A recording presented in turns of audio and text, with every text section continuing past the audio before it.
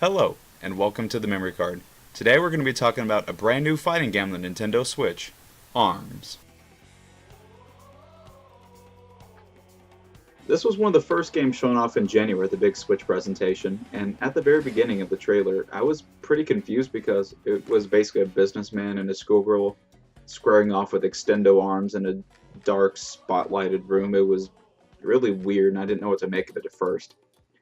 However, once some gameplay was shown, I was immediately drawn in by the vibrant art style. In a lot of ways, the art style and the general character designs in this game gives me a feeling similar to Overwatch and Splatoon, which is nothing but a very strong compliment because those games look amazing. Leading up to the release, Nintendo was smart to start focusing on the characters of ARMS because they're all very unique, memorable, and very likable.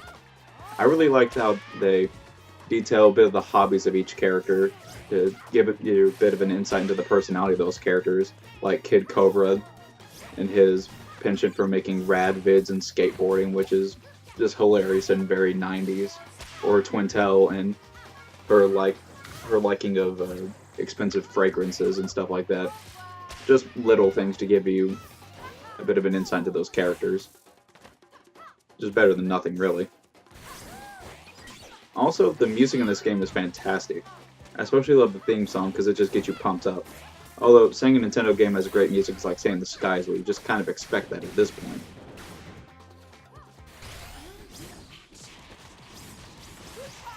Even though this is a fighting game, it's unlike any kind of fighting game I've ever seen or played before. It almost feels more like a fencing sort of game than a fighting game. In ARMS, it's more about knowing when to throw a right or left hook, when to dodge, jump, grab, or block, rather than mastering a string of combos. And part of what adds to that is the fact that the movement and the attacks in this game are very deliberate. You're not going to be throwing a flurry of punches like you would in Street Fighter or something like that. And the different items dropped in the arena adds to the dynamic feeling of the fights in a similar sort of way as the items do in Smash Brothers, but to a lesser extent because there's far fewer items. It's basically just a little healing area or a couple different types of bombs that are dropped, but even then those little additions add a lot to the fights. And the little healing areas that are put into the match kind of turn the game into a little king of the hill for the few seconds that the little healing area is there. But it is a lot of fun when it's there.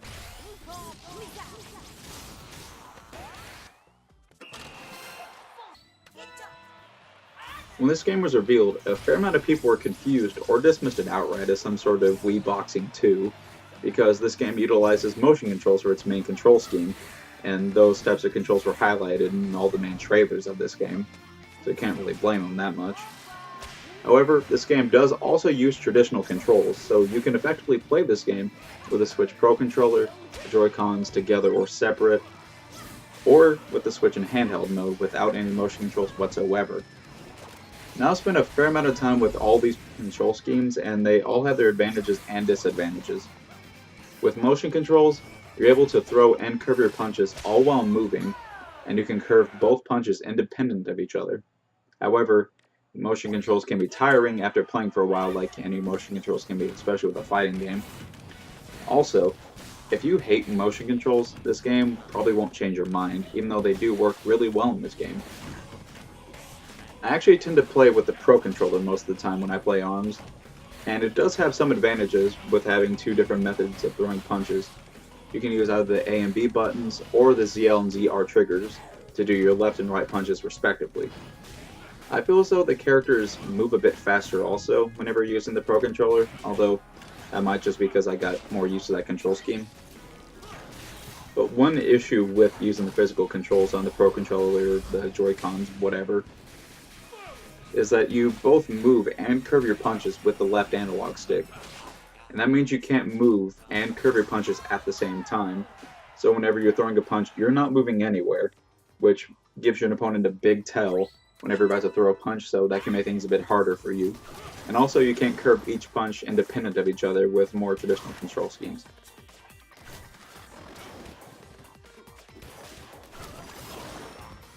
This game doesn't have an in-depth story mode to the extent that some other fighting games have, like Injustice 2 or Mortal Kombat 9. But the Grand Prix mode is a lot of fun in single player or co-op and has plenty of difficulty modes, so regardless of your skill level, you'll find a challenge there. The Grand Prix mode mixes traditional arms fights along with a couple different modes, like volleyball, hoops, and skill shot, that are all there at launch. There might be more little modes added in future updates, but at the time of recording, so soon after launch, I don't really know of any. Dunking your opponent in hoops is a blast, and playing volleyball with a ball that explodes if it touches the ground makes for some chaotic fun, especially in co-op. Skill shot is pretty cool because it's basically competitive target shooting with your opponent, but you use your fist instead of a gun, and you can attack the other person as well. And usually doing a mixture of going after the targets and your opponent will make sure that you win the match. The 2-on-2 fights are really fun, but the fact that there is friendly fire can be either really funny or really annoying depending on the circumstances. But regardless, it is really fun 4-player multiplayer.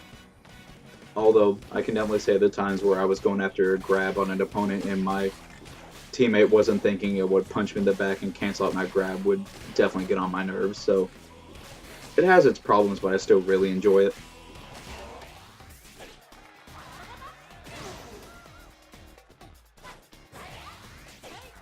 ARMS does have a robust online mode, which I had some experience in during the global test punch, and that took place a few weeks before the game's release and was essentially a beta or demo for the game. And they did the same thing for Splatoon 2, and I had fun with both of them, although I don't really see why Nintendo feels the need to have them at such weird times, or instead of just having them for a full weekend or a full week like other companies have done for the past 10 years, but whatever, I still enjoyed my time with it.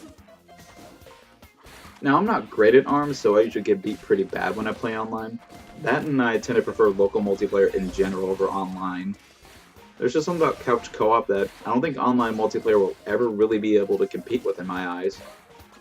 But the online multiplayer basically has all the same modes as local multiplayer, so regardless of whether your friends are across the world from you or across the couch, you'll have access to all the same modes, and I think that's pretty nice. I'm glad Nintendo thought to have that parity between the two.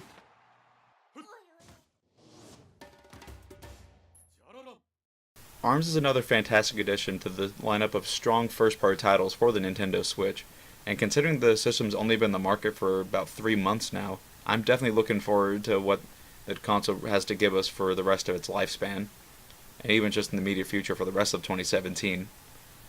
I do think that this game is worth picking up at launch, but there will be continual free updates with more content and fighters and little features added here and there, kind of like what they did with Splatoon with all those updates. Although I do think that ARMS has a bit more in the base game itself than Splatoon did whenever it was initially released. But even if you do have to wait on ARMS, the value proposition is going to get stronger and stronger through these updates. So regardless, I do think you should pick it up even if you have to wait a bit.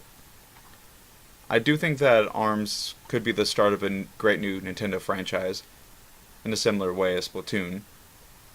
And considering that's coming out next month, I'm definitely already looking forward to that, and you can look forward to a video on that. But regardless of that, this is Cameron from the Memory Card, signing out.